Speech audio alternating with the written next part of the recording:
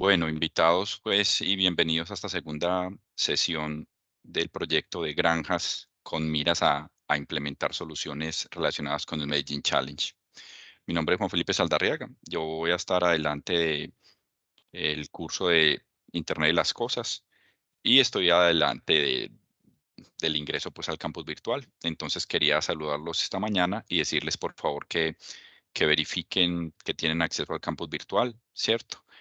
Y que me hagan saber cualquier noticia y los que de pronto son líderes de algunos estudiantes y algunos grupos, que con confianza al correo que yo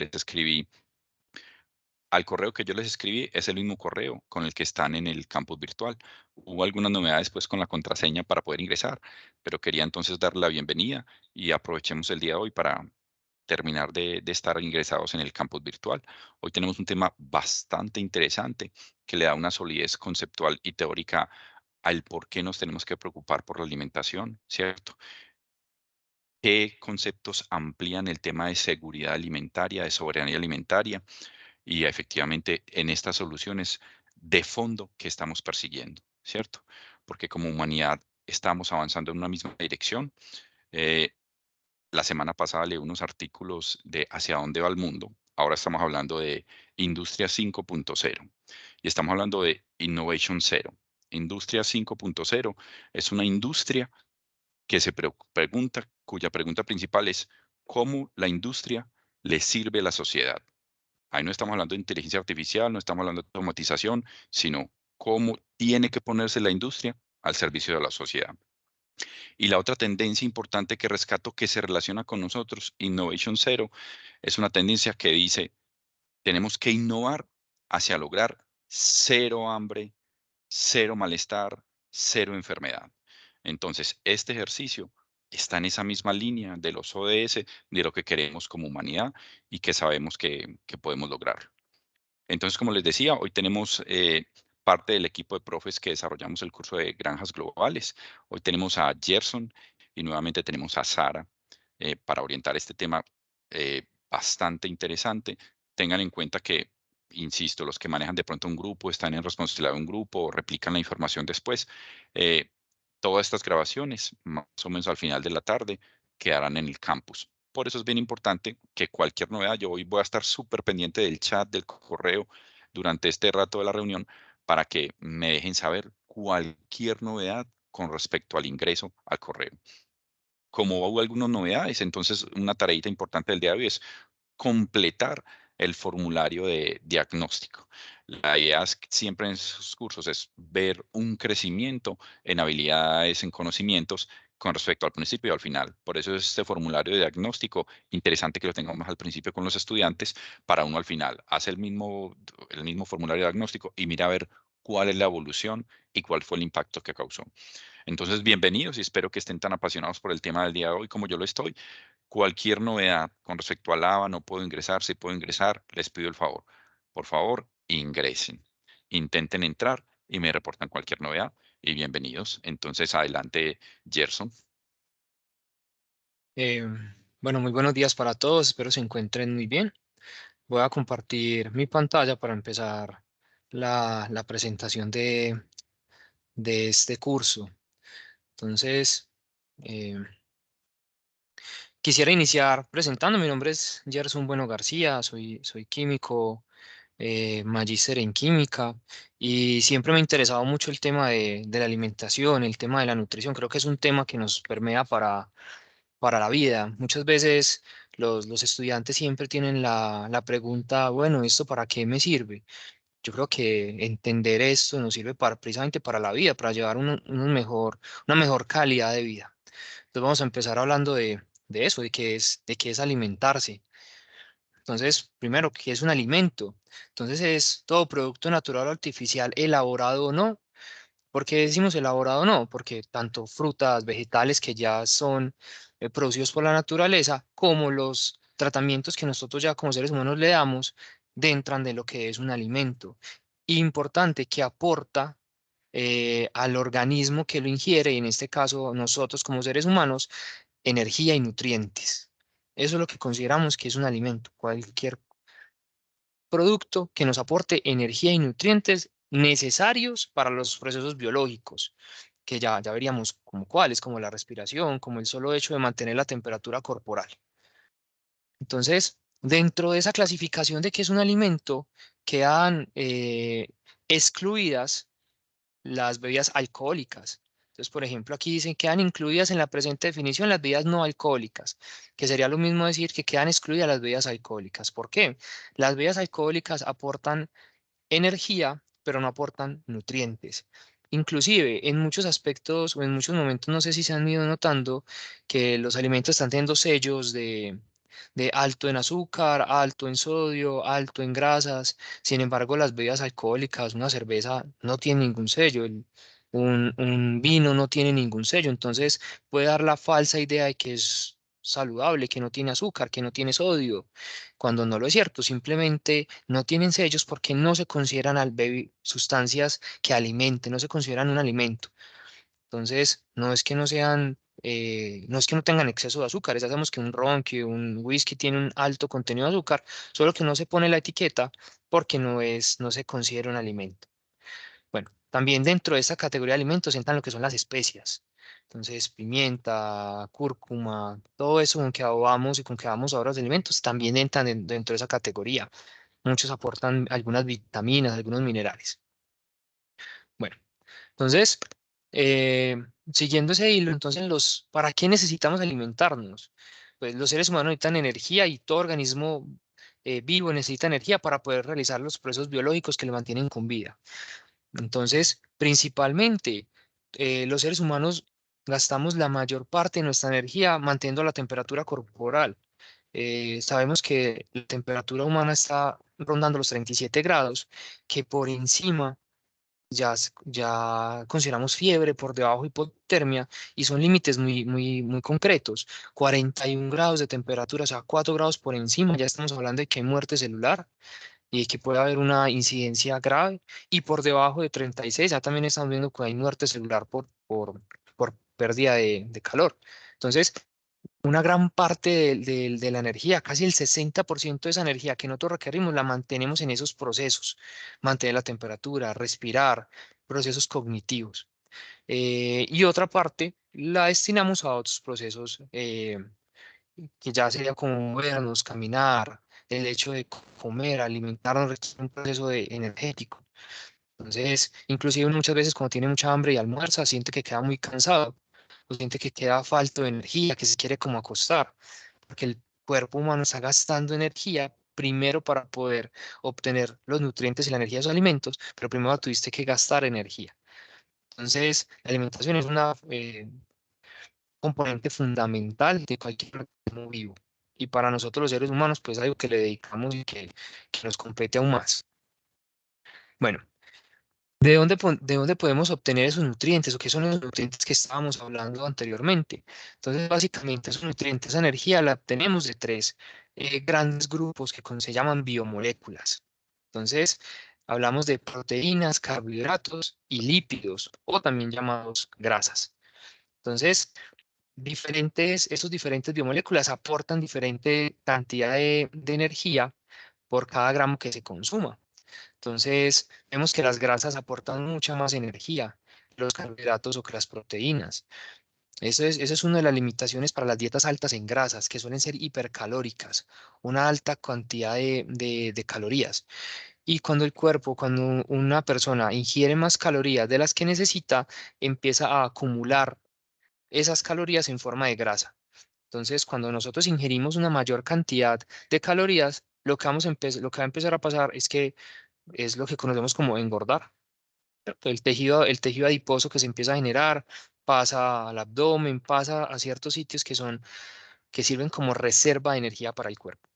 Lo que se estima es que un ser humano adulto ronda los 2000 kilocalorías por día, que eso es lo que debe consumir aproximadamente. Varían según edad, según sexo, según sus dinámicas propias de vida. Pero dice que más o menos ronda 2000 calorías. Inclusive las tablas nutricionales, por lo menos en Colombia, se hacen planteando una dieta de 2000 calorías.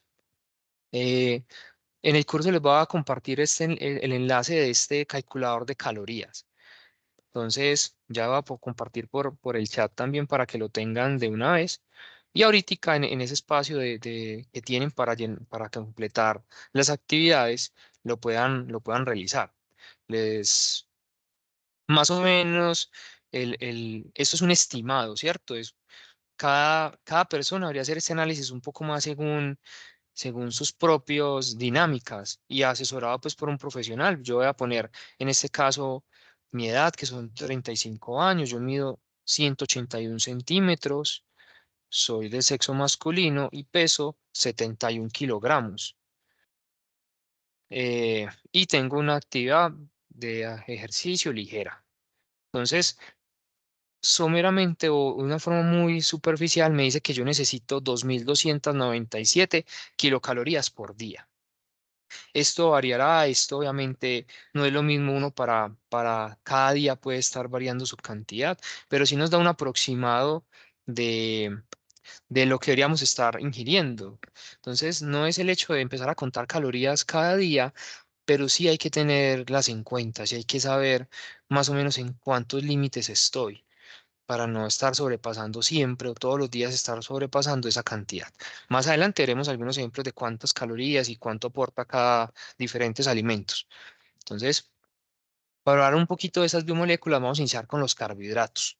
Entonces, los carbohidratos son los principales fuentes primarias de energía. Cuando una persona tiene hambre, lo primero que sacia es un carbohidrato. Los carbohidratos se asimilan en 20, 30 minutos, mientras que las proteínas que se encuentran por ejemplo, en la carne se pueden tardar entre 1 y 3 o 4 horas, dependiendo del tipo de proteína. Entonces, usted puede comer proteína y no sentir que se le pasó el hambre, sino pasado mucho tiempo, diferente con los carbohidratos. Casi que es una sensación inmediata, se da muy rápido. Sin embargo, vamos a ver que hay pues muchos tipos de carbohidratos y también aportan distintas características. Vamos a ver luego que hay unos carbohidratos más complejos y otros carbohidratos más simples. Para ir dejando algunas cosas como a modo de consejo, los carbohidratos complejos son los que se recomiendan, son los que aportan fibra. Entonces, habíamos dicho que un alimento tiene que aportar nutrientes y calorías y energía, ¿cierto? Muchas veces los carbohidratos simples no aportan nutrientes, solamente aportan calorías, que eso es lo que uno tiene que evitar. Entonces, y esos carbohidratos simples son los que son altos en azúcar, y en azúcar, hablando específico, lo que sería la sacarosa. Entonces, dulces, los productos, yo creo que en lo que he podido observar, en lo que he podido estudiar, si hay un alimento que es altamente calórico y poco nutritivo, son lo que sería la bollería industrial, así se le conoce de esa forma, que son donas, que son los pasteles, que son los ponqués, tienen altas cantidades de calorías y muy bajas cantidades de nutrientes, que son, en este caso, la representación, una dona es de los peores alimentos, por así decirlo. Tampoco quisiera satanizar algo, no es decir, es que nunca te puedes comer una dona, es que nunca te puedes tomar una gaseosa, es que nunca te puedes comer una galleta, no, pero no debería ser parte diaria de su dieta. Debería ser algo excepcional, debería ser algo que comas una vez cada determinado tiempo y no frecuentemente. Lo que sí deberíamos de comer frecuentemente son esos carbohidratos complejos, de las frutas, de las verduras, que no solo nos van a aportar carbohidratos, sino que nos van a aportar fibra, importante para la digestión, vitaminas, minerales. ¿Listo? Entonces, luego hablaremos un poco más de esto. Entonces, una definición pequeña y no me quiero alargar en el tecnicismo. Un carbohidrato es una molécula formada principalmente por carbono, hidrógeno y oxígeno.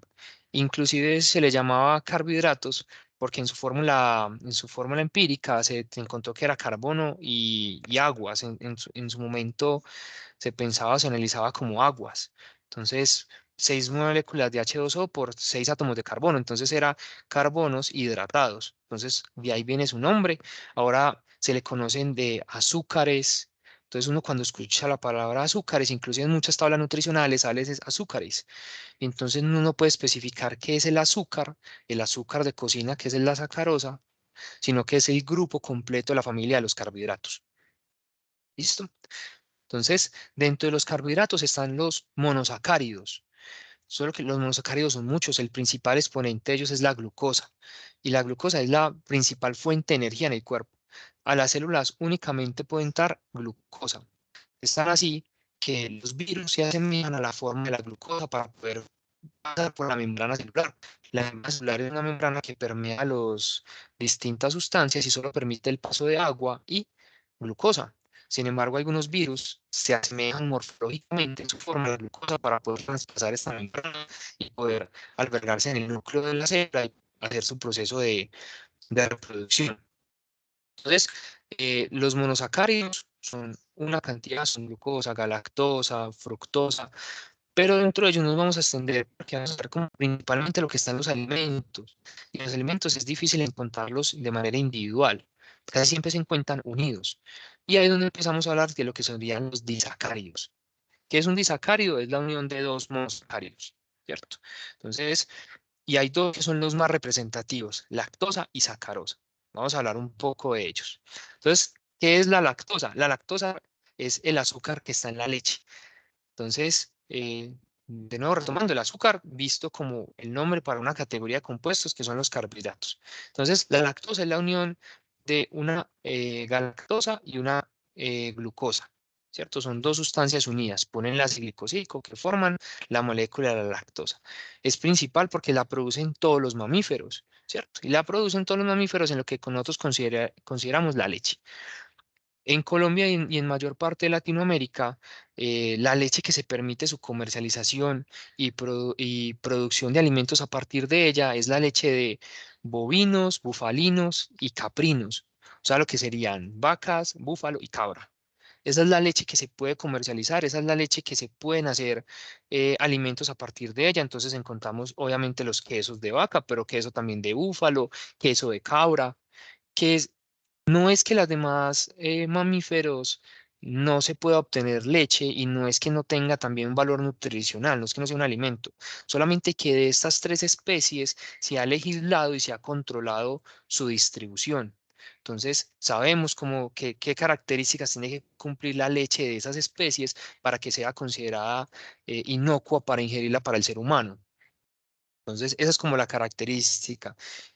Eh, la leche es un alimento fundamental en el crecimiento de los mamíferos. Contiene grasas, contiene proteínas, contiene carbohidratos, contiene vitaminas y contiene minerales. Contiene todos los grupos alimenticios que un mamífero necesita para poder alimentarse y nutrirse bien, ¿cierto? Contiene todos los grupos alimenticios. Entonces, la leche es fundamental en la etapa de lactancia. Sin embargo, somos el único mamífero que pasada esa etapa de lactancia sigue consumiendo leche o sigue consumiendo lácteos. Eh, Muchos investigadores han abordado el tema, inclusive vemos que lo común es perder la forma en que nosotros asimilamos la leche, que es una enzima que se llama lactasa, que en dos, tres diapositivas vamos a hablar de ella. Sin embargo, evolutivamente hemos visto una un aumento en las tasas de lactasa que mantienen las personas. Normalmente un mamífero pasa su etapa de lactancia, deja de producir esta enzima, esa lactasa, pero el ser humano la sigue manteniendo. Es normal que con la edad nos vayamos volviendo intolerantes a la lactosa, porque la dejamos de producir. Sin embargo, hemos encontrado evidencia de que cada vez es más común seres humanos que nunca pierden la posibilidad de digerir la leche como un rasgo evolutivo. ¿Qué características tiene esa leche? Que nos aporta diferente cantidad de nutrientes según el origen de ese alimento. Entonces vemos que todas tienen agua, que todas tienen proteína, grasa y minerales. Pero vemos, por ejemplo, que la cantidad de energía, la cantidad de kilocalorías que aporta la leche de vaca, la leche de búfalo o la leche humana es muy diferente. Vemos que la leche vacuna aporta 61 kilocalorías, la de búfalo 97, en cambio la humana solo 7. Entonces, si uno también está pensando en disminuir o en tener una dieta un poco más baja de búfalo, leche, quesos, por de vaca, que son menos eh, calóricamente más bajos, ¿cierto? Obviamente la leche humana no se comercializa, eh, pero la pongo como marco de referencia para que notemos que también es dependiendo de la especie, ¿cierto? Un búfalo, un bovino necesita una mayor cantidad de energía que lo que necesita un ser humano. Entonces, dentro de todo lo que yo quiero que se queden en esta charla, en este primer tema que estamos abordando,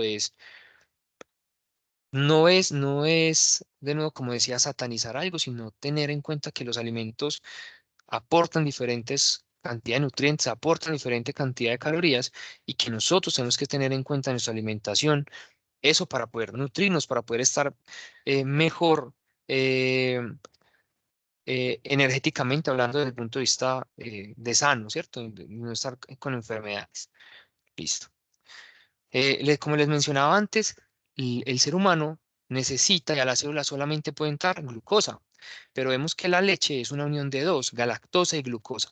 Entonces, lo que nosotros tenemos en el intestino es una enzima, es una molécula que es capaz de romper esa unión entre la glucosa y la galactosa. Y esa enzima se llama la lactasa o la alfa-lactosidasa. Esa enzima lo que hace es capaz de romper la galactosa y glucosa para poder asimilarse. La glucosa se asimila y la galactosa, por un proceso que se llama vía de las hexosas o pentosas, se vuelve también glucosa. O sea, al final, tanto la galactosa se va a volver glucosa y la glucosa va a quedar como glucosa, obviamente, para poder estar en la célula. Entonces, cuando usted no tiene la lactasa, lo que pasa es que no puede separar la molécula de glucosa y galactosa. Si no puede separar esa molécula, pues la célula no puede obtener nutrientes a partir de ella. Cuando el cuerpo no es capaz de asimilar algo, lo trata de expulsar. Entonces, lo que notamos es que hay dos formas para que el cuerpo expulse sustancias. Una sería por el recto y otra sería por la boca. Entonces hablamos de vómito o hablamos de una diarrea, cuando es el caso de algo que nos está intoxicando. Eh, la lactasa se encuentra en el intestino delgado. Entonces, principalmente en el yeyuno. ¿Qué pasa? Eh, Cuando nosotros ingerimos un alimento que tiene leche, en el estómago esa leche no se asimila, el ácido estomacal no es capaz de dañar la molécula y pasa al intestino. En el intestino, si tenemos la enzima, lo que va a hacer la enzima es que va a separar la molécula y se va a asimilar en el intestino. Si no tenemos una buena producción de esa lactasa, lo que va a pasar es que va a generar que el intestino trate de expulsarlo. Y es donde nos vemos afectados por lo que llamamos intolerancia a la lactosa, es donde empezamos a tener o un cólico o daño estomacal, ¿cierto? Porque es el cuerpo tratando de expulsar las sustancias que él no puede asimilar. Entonces, en lo que se hace industrialmente para poder asimilar o para poder tratar esta intolerancia a la lactosa, es que se tiene lo que es comúnmente llamado la leche deslactosada, que no es que le quiten la lactosa a la leche. Sería, eso sería prácticamente imposible quitar la lactosa de la leche para un proceso que sea industrial, ¿cierto? Eso sería un proceso que tendría que ser más a escala de laboratorio para algún tipo de análisis específico, pero a escala industrial no es viable. Entonces, lo que se hace a escala industrial es adicionar lactasa en el proceso para que la leche, cuando usted la compre, ya esté separada, ya esté separada la galactosa de la glucosa. Y cuando la ingiramos, el cuerpo sí la pueda asimilar. Entonces, eso es lo que conocemos como leche deslactosada. Ahora, leche descremada, la mayoría de leches descremadas también son deslactosadas. Y aparte de eso, le quitan el componente lipídico, el componente graso de la leche. Entonces, vemos que una leche descremada es una leche mucho más acuosa, es una leche mucho más eh, fluida, por así decirlo. Vemos que es como menos espesa, porque lo que ha hecho es que le quitamos la grasa de la leche. Entonces, es lo mismo, de nuevo, si nosotros estamos en un proceso de pérdida de energía, necesitamos bajar nuestra cantidad de calorías por día porque estamos ingiriendo más de lo que necesitamos. Una buena alternativa también es reemplazar la leche entera que consumimos por una leche descremada, que nos va a aportar menos calorías. Listo.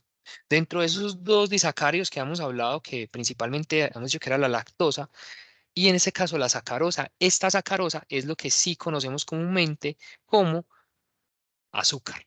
Esta es la que para nosotros es el azúcar que utilizamos en las cocinas. Y esa sacarosa es la unión de glucosa y fructosa. Es la unión de dos monosacáridos.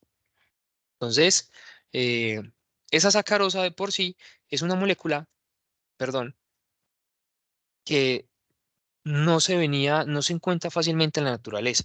Nosotros la hemos empezado a utilizar, encontrar en la caña de azúcar. La caña de azúcar fue una planta que no se llegó a explotar, sino hasta después del descubrimiento de América, de todo lo que fue los procesos de esclavitud en América para su plantación. Entonces, el ser humano no necesita sacarosa para vivir. Por ejemplo, nosotros consumimos azúcar por un placer. No necesitamos sacarosa para vivir, necesitamos glucosa, que la podemos encontrar en otras sustancias, que la podemos encontrar en las frutas, que la podemos encontrar en las verduras, que la podemos encontrar en otras sustancias, pero azúcar específicamente no necesitamos. Un ser humano puede sobrevivir sin azúcar perfectamente. Sin embargo, tiene una alta palatabilidad. ¿Qué es palatabilidad? Es el sentido del gusto, activar el sentido del gusto. Nosotros nos gusta la sensación de dulce. Y principalmente la sacarosa lleva una reacción que se llama la reacción de Maillard, donde algunos carbohidratos con la temperatura se transforman en otras sustancias que cambian sus características químicas. Producen algunos aldehídos y producen algunos ácidos. Los aldehídos son sustancias que tienen buen aroma, que tienen buen olor. Por ejemplo, el olor de la vainilla es por un aldehído, el olor de del plátano, de lo que nosotros conocemos como el banano, el plátano eh, amarillo, lo da un aldehído, son olores dulces normalmente. Y esos son sabores y olores que a nosotros nos gusta mucho. El ser humano le gusta el olor dulce, le gusta el sabor dulce, perdón. Y esa reacción de Maillard da los que es la producción del caramelo. Entonces, dada esta reacción y la alta palatabilidad que genera, pues el azúcar se ha extendido a nivel mundial en muchos productos. Se le adiciona no solamente a dulces, se le adiciona también a productos como salsas de tomate, como papas en paquetes, se le adiciona a muchas sustancias, entre otras cosas, para aumentar esa palatabilidad. Eh, importante un poco. eh, Importante un poco mencionar acá que el, de nuevo, no es que consumir azúcar esté mal, uno puede consumir unas cantidades de azúcar, inclusive la OMS habla de que usted puede, el máximo de azúcar que una persona puede consumir en un día serían 20 gramos. Entonces, los 20 gramos que puedes consumir en un día es, es una cantidad considerable. Traten de mirar cuántos son 20 gramos de azúcar, ¿cierto? El problema es a todo lo que se le está adicionando azúcar en este tiempo, que ya les voy a presentar.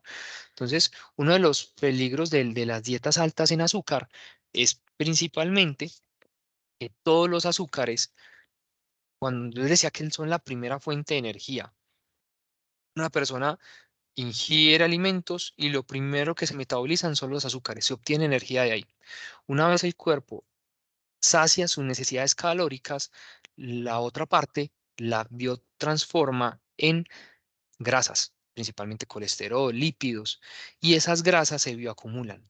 Entonces, el azúcar que tiene una alta cantidad de calorías y que nosotros consumimos en altas cantidades, lo que está llevando es a que ese azúcar pase luego a volverse grasa.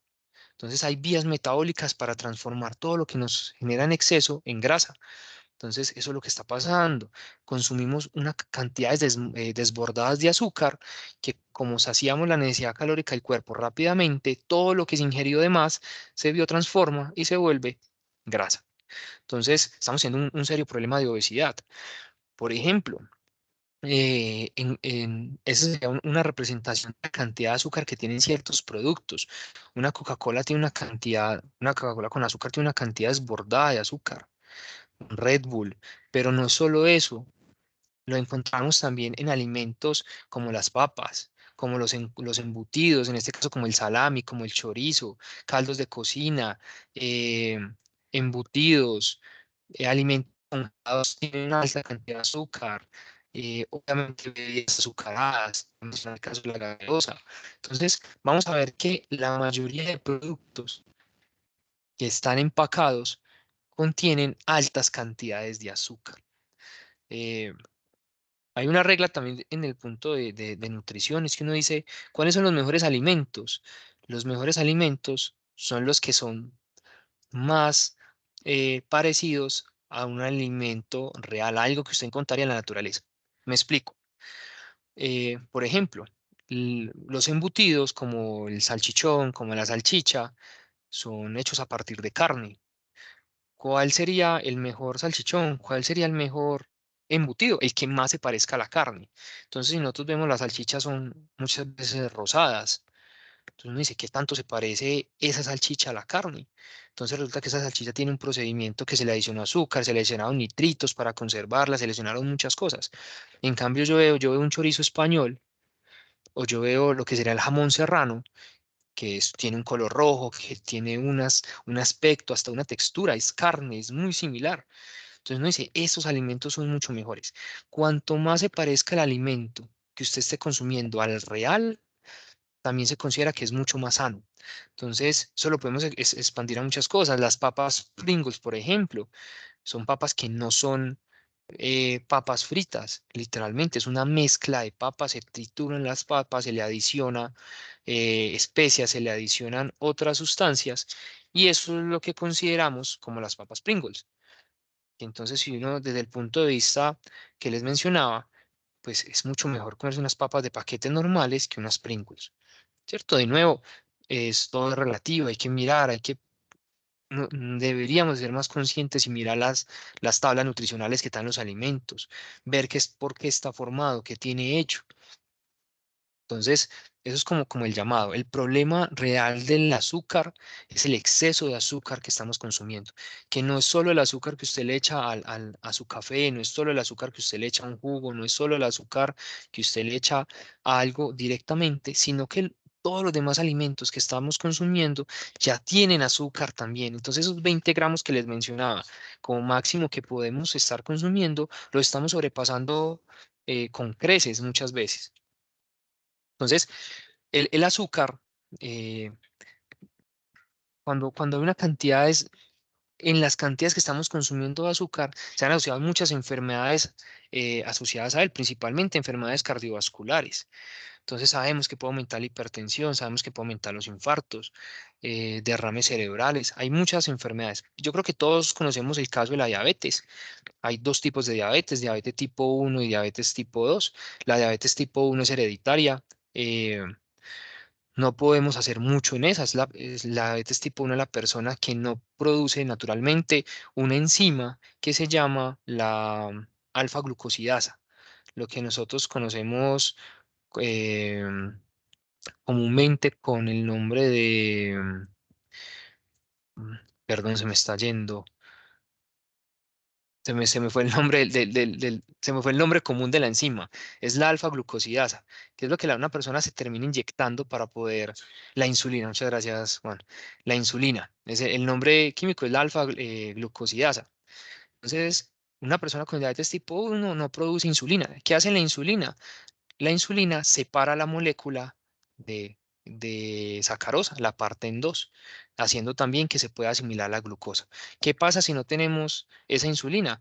Que el azúcar nunca se separa y por lo tanto nunca se asimila. Y cuando ese azúcar no se asimila, pasa al torrente sanguíneo. Entonces lo que decimos es que tenemos azúcar en la sangre, ¿cierto? Literalmente es la molécula de azúcar presente en la sangre porque no se ha podido disolver. La diabetes tipo 2 es una enfermedad que se genera a partir de altos consumos de azúcar. Empieza con algo que llama la resistencia a la insulina. Se produce la molécula, pero el cuerpo genera una resistencia a ella. Entonces puede estar la molécula ahí, pero no actúa sobre la sustancia.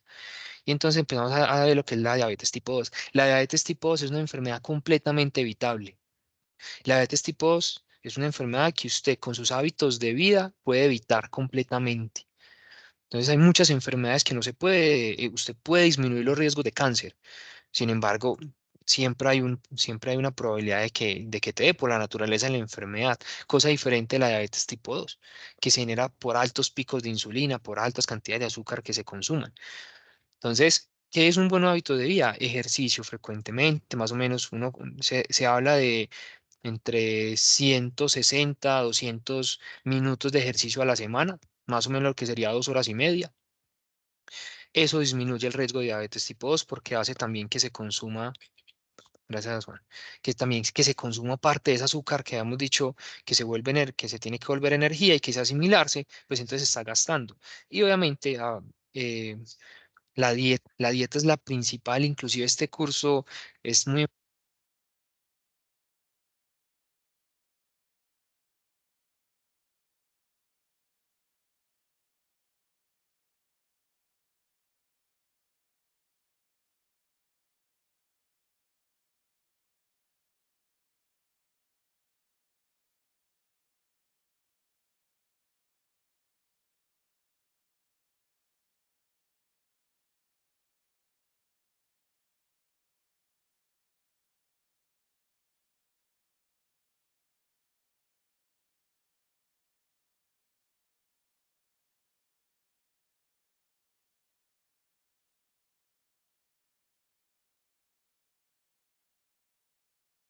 ahí me escuchan?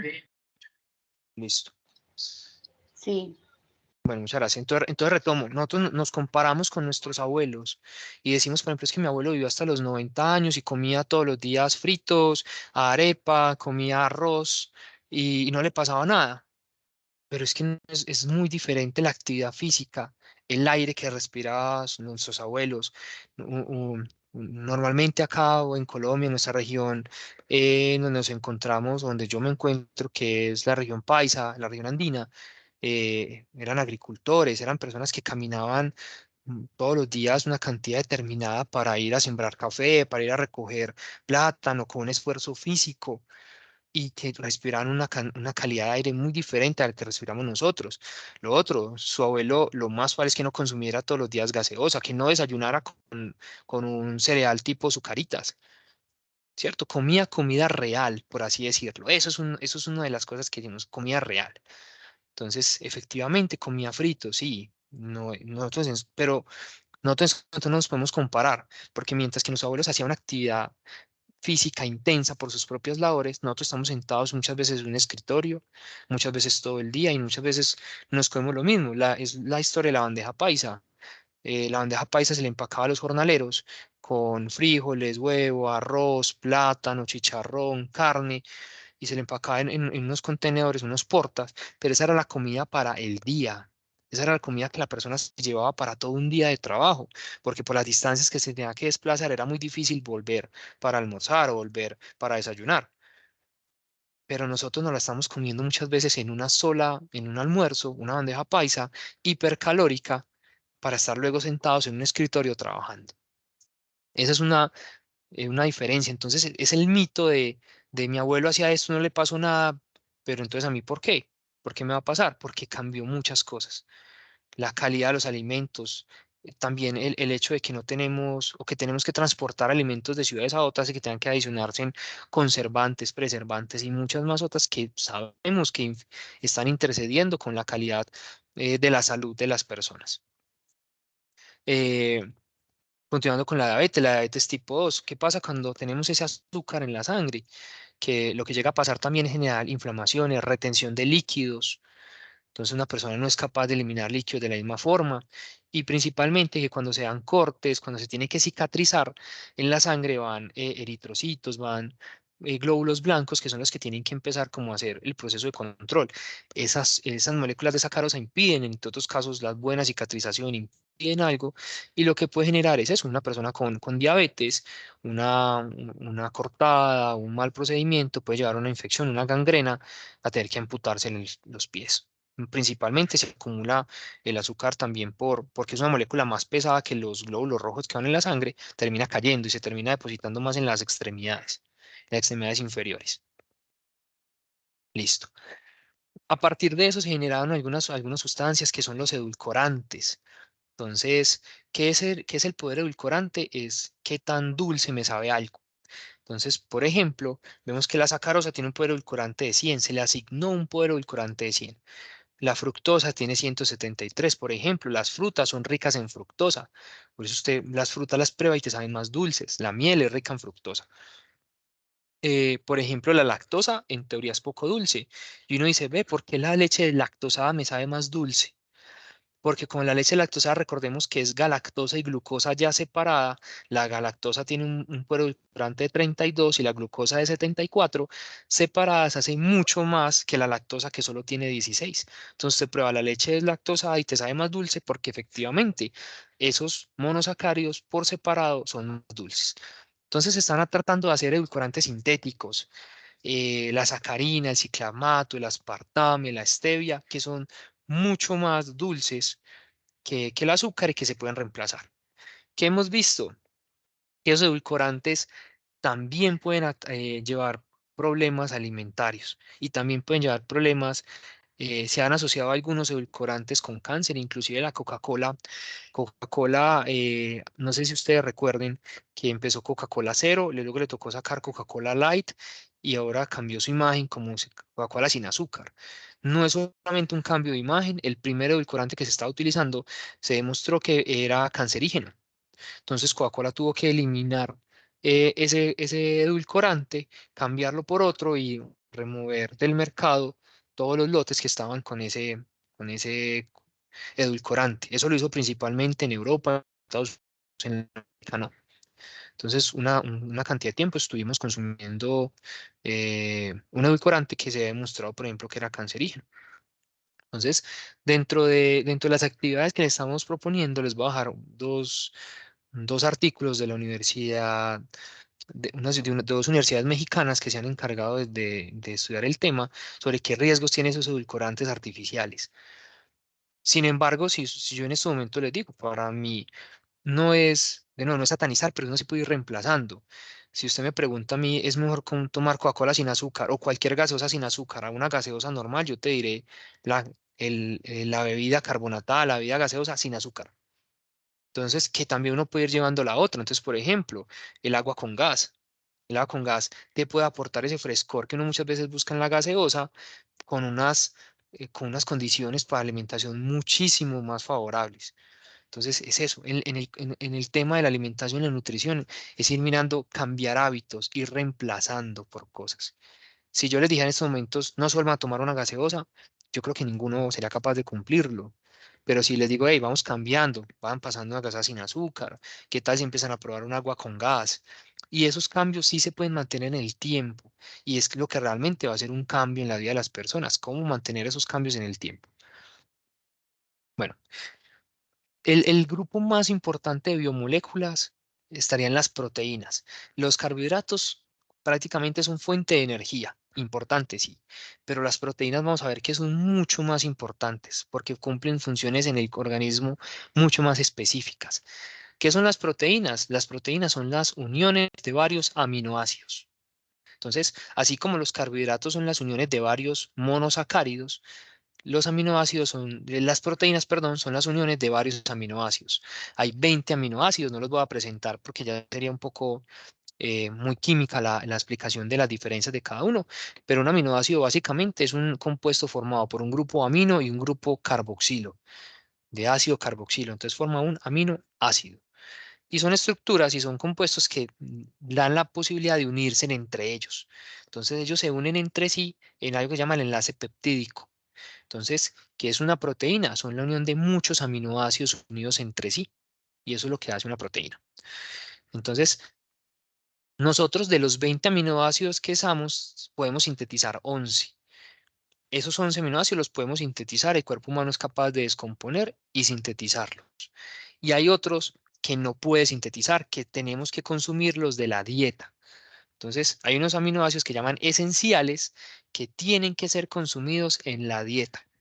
Llámese la dieta que usted quiera, llámese una dieta vegana, vegetariana, omnívora, pero tienen que consumirse. Y lo más relevante es que tienen que consumirse juntos, todos. Entonces, si usted eh, no consume todos los aminoácidos esenciales, digamos que en cierta forma no te estás ganando nada, porque el cuerpo necesita todos para poder formar proteínas, que ya les voy a mostrar un poquito en lo que me queda de tiempo, qué hacen. Características, la carne el músculo animal contiene todos los aminoácidos esenciales. Entonces, si usted consume pollo, res, pescado, cerdo, no tiene que preocuparse por pensar, hey, ¿dónde están todos los aminoácidos esenciales? No, en esas fuentes de alimento están todos los aminoácidos esenciales. La proteína de origen animal contiene los aminoácidos esenciales, no así la proteína de origen vegetal. Entonces vamos a ver que, por ejemplo, para la gente que es vegetariana o vegana, sí tiene que poner un poco más de atención acá. Entonces, en las lentejas encuentras unos aminoácidos, en los frijoles otros, en la soya algunos. Entonces, si una persona vegana o que decide ser vegana, que decide ser vegetariana, tiene que informarse y mirarse un poco más de dónde están estos. Tiene que saber de dónde provienen. ¿Por qué son importantes? Porque las proteínas tienen funciones muy específicas. Entonces, forman tejidos. La principal función de las proteínas son formar estructuras, son las que forman músculo, son las que forman cabello, uñas, son las que forman, entre otras cosas, eh, compuestos en las células, en lo que serían los organelos celulares. Necesitan esa estructura proteica para poder formarse. Entonces, fundamental. Entonces, una persona que no consume los aminoácidos necesarios, no consume no tiene una dieta con las proteínas necesarias, lo mínimo que le pasa es que se le caiga el cabello, lo mínimo que te pasa es que se te caigan o no te crezcan las uñas. Eso es lo mínimo. ¿Dónde es más relevante? Es más relevante, por ejemplo, que las enzimas de las que estamos hablando para hacer procesos biológicos son proteínas. Eh, donde, por ejemplo, para formar la estructura del ADN se necesitan proteínas. Eso ya empieza a ser un más relevante. Y hay muchas enfermedades asociadas a alguna deficiencia de alguna proteína o de una enzima. Ayudan a realizar funciones muy variadas de transporte, por ejemplo, la hemoglobina para llevar el oxígeno a través del cuerpo. O sea, las proteínas son fundamentales. Entonces, como les decía, ahí se encuentran proteínas de origen animal, origen vegetal. En la leguminosa se encuentran proteínas, pero de nuevo, si usted es vegano, si usted es vegetariano, tiene que hacer una investigación, tiene que apersonarse de su alimentación porque tiene que consumir todos los aminoácidos esenciales en la misma comida. Entonces, o más bien en la misma comida, no, perdón, en el mismo plato. Tiene que estar en su plato, lo que usted va a comer, tiene que tener todos los aminoácidos esenciales. Esas proteínas, vamos, que se clasifican de diversas formas, perdón, aquí pasar un poco rápido, pero son o enzimáticas, transportadores de reserva o contráctiles. Listo. Entonces, cuando hablamos de que las proteínas enzimáticas, las reacciones metabólicas, hablamos de que el metabolismo es lo que nos mantiene vivos, ¿cierto? Las reacciones del metabolismo son las más importantes. Necesitamos todas esas reacciones y son catalizadas por enzimas. Llevan iones a través, permiten, por ejemplo, que la bomba de potasio, la bomba de magnesio en el cuerpo, también sirven de manera de reserva. Y se puede encontrar, bueno, tienen bastantes características. Entonces, también ayudan a formar cromosomas.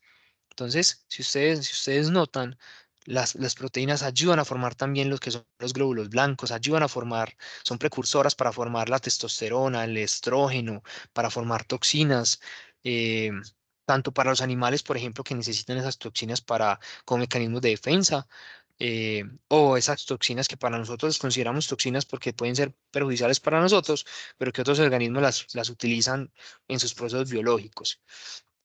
Entonces, esas proteínas tienen diferente estructura. Tiene una estructura primaria, una estructura secundaria, una estructura terciaria. Y a partir de esas estructuras cumplen como unas funciones. Eh, es fundamental es fundamental obtener de la dieta para poder hacer esas estructuras proteicas, para poder tener como ese aspecto de la salud que es tan relevante. Eh, dejo algo de información sobre qué es cada una. Por ejemplo, hablamos de algo muy común en el huevo. El huevo es una sustancia que tiene proteína y que tiene lípidos. La proteína del huevo, la albúmina, está presente en la clara, los lípidos está presente en la yema, ¿cierto? Entonces el huevo es un alimento también muy rico en nutrientes. No se ha demostrado, por ejemplo, que el colesterol asociado al huevo sea un colesterol del que consideramos malo. Vamos a ver que ese colesterol es de alta o baja densidad, a eso es lo que asocian como colesterol bueno, colesterol malo, la densidad que pueda tener por la capacidad que tiene para alojarse en arterias. El huevo que contiene proteínas y que contiene lípidos, que consideramos no hay un estudio que haya demostrado que es perjudicial, eh, esa, esa, esa albúmina del huevo cuando se calienta pierde su estructura. Y al perder su estructura, nosotros decimos que se desnaturaliza. Entonces, con el huevo pasa, vemos algo, que es, usted tiene un líquido, lo calienta, el líquido tiende a evaporarse, ¿cierto? Usted tiene el huevo, lo calienta en estado líquido y tiende a solidificarse. Entonces, ¿por qué se cambia? Porque se está cambiando la estructura de la proteína. Entonces, la proteína, si que se desnaturaliza, pierde su estructura y al perder su estructura vemos que se solidifica. Sin embargo, pierde su estructura, pero no pierde la capacidad de nutrir. Sigue manteniendo los aminoácidos que la forman y cuando nosotros lo asimilamos, nos sigue nutriendo de la misma forma. El huevo es uno de los alimentos fundamentales, es muy importante para todo lo que es un buen crecimiento de lo que es los seres humanos, porque tiene, como decía, proteínas y lípidos que van a ayudar a formar muchas partes de los tejidos. Eso es cómo se ve la estructura cuaternaria de una proteína, se ve como algo enrollado, es como, como la vista que tenemos desde microscopios electrónicos a ese tipo de compuestos. Y yo creo que alcanzo a mencionar solamente qué son los lípidos para terminar, pero los lípidos es lo que nosotros conocemos como las grasas. El nombre son ácidos carboxílicos de cadena larga, que son lípidos. Entonces, tenemos básicamente dos definiciones de lípidos, grasas y aceites. Entonces, perdón, yo adelanto un poco. No puedo adelantar tanto. Voy a terminar con la definición un poquito para parar. En los lípidos tenemos grasas y aceites. ¿Qué consideramos o qué se le llama grasa? A cualquier fuente lipídica proveniente de animal. Entonces hablamos de que tenemos grasa de cerdo, hablamos de que tenemos grasa de res, pero también podemos hablar de grasa humana. Y hablamos de aceites cuando esa fuente lipídica es de origen vegetal. Entonces hablamos de aceite de girasol, de aceite de canola, de aceite de oliva, ¿cierto? Eso sería, podemos hablar de un aceite de aguacate, todo lo que sería origen animal, grasa. Lo que venga de origen vegetal, aceite. Es una pequeña diferenciación que nos ayuda, entre otras cosas, porque las grasas son una de las grandes satanizadas de los alimentos. Hemos escuchado siempre hablar triglicéridos, colesterol alto, cuando los triglicéridos, cuando una persona sufre o tiene los triglicéridos altos, lo más probable no es que te prohíban las grasas, lo que te van a prohibir son los carbohidratos, porque los carbohidratos es la mayor fuente para formar triglicéridos, no las grasas. Entonces, en los 80 más o menos se hizo unas investigaciones y se asociaron algunas enfermedades a las grasas y se satanizaron desde ahí. En- no me gusta pues como ahondar en ese tema, pero sí hay unos intereses económicos alrededor del azúcar que no han permitido que se hable con la rigurosidad que se tendría que hablar del azúcar. Sí se hizo con las grasas, ¿cierto? Entonces, vamos a ver, en el otro módulo terminaremos esta parte y veremos que son importantes, son necesarias y hay muchas grasas que se consideran inclusive saludables. Entonces, muchísimas gracias por la atención, espero que les haya por lo menos abierto un poco el panorama, pensar un poco más en este tema de la alimentación y que es un tema muy amplio que se necesita ahondar y que se necesita como una disposición de cada persona en el tema. Muchísimas gracias. Bueno, muy buenos días para todos. No los había saludado el día de hoy. Bueno, súper invitados entonces a que ingresemos al campus, revisemos la información, a que completemos el formulario de conocimientos previos, que leamos pues, los artículos y que empecemos pues, esta comunidad y esa formación en este tipo de temas. El tema de hoy, pues claro, interesantísimo, seguridad alimentaria, en nuestro primer módulo. Para este módulo no se olviden que tenemos 3 sesiones proyectadas, la de hoy una, la semana que entra la otra, y la tercera no va a haber reunión de este tipo, sino que va a haber unas grabaciones pues para que terminemos el módulo y este año en lo que es esto de granjas globales. Entonces, última invitación es, si alguno de ustedes tiene dificultades para ingresar al campus, no sabe cómo inscribirse, no sabe cómo matricularse, por favor nos escriben al correo y Juan Felipe ya les va a compartir otra vez el correo de él por el chat. si alguno, por ejemplo, no sé, Betsy, si tiene algún problema con los estudiantes, luego también hay compañeros del Colombo Británico, o Yula también estaba por acá, si alguno tiene problemas para inscribirse, para entrar al campus, no ha sabido cómo ingresar o no ha sido como capaz de hacerlo o no le ha llegado la información, en el correo que le está compartiendo Juan Felipe en este momento, le pueden escribir y ya le estaremos solucionando, intentaremos hacerlo lo más rápido posible para que puedan tener acceso al campus. Hay información muy valiosa, está muy bien pues preparada algunas cositas para que empecemos con este cursito pues y para que lo empecemos a hacer. Y si alguno tiene preguntas ayer sobre el día de hoy, pues la podemos como aprovechar en este momento para que él nos colabore pues y nos diga algunas dudas. Entonces, si alguno tiene en este momento alguna pregunta, voy a por aquí el chat, creo que alguien lo escribió. Ya listo. Bueno, entonces, si no es nada más, entonces, muchísimas gracias. Compartan la información con los que no estuvieron conectados. No se olvide que quedó grabado el video y va a estar colgado en el campus en esta primera sesión de seguridad alimentaria. Y esperamos pues como que empecemos a hacer las actividades que están proyectadas para el curso. Entonces, bueno, muchísimas gracias. Bueno, sí, vamos a leer, por ejemplo, aquí Leonardo, sí, ya vamos a estar solucionando a todos los problemas. Entonces, el link